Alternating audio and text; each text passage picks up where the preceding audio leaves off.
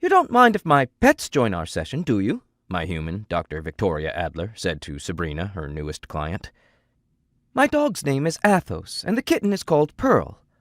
They aren't trained therapy animals, but I do see them as valuable helpers in my work.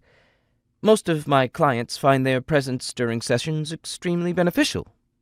Sabrina patted my head and gave me a tender look. "Oh, yes, I can well imagine that," she said.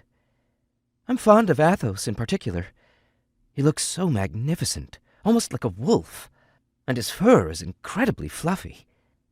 The woman possessed taste and style, no question about it. I'm a sled dog, not a wolf, but I look very much like my Alaskan ancestors. At least, I believe so. Pearl, on the other hand, thinks that there is nothing wolfish about me, and that I rather look like a good-natured house dog. Cats. Need I say more? Sabrina let her hand glide over my shoulders, and for the moment seemed to have completely forgotten the problem that had led her to Victoria's therapy room. Pearl gave me an astonished, maybe even slightly envious look.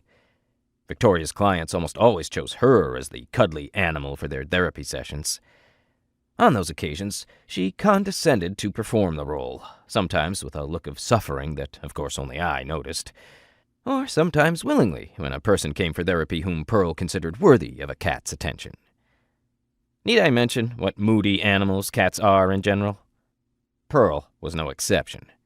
She only ever did what she fancied, but people adored her anyway.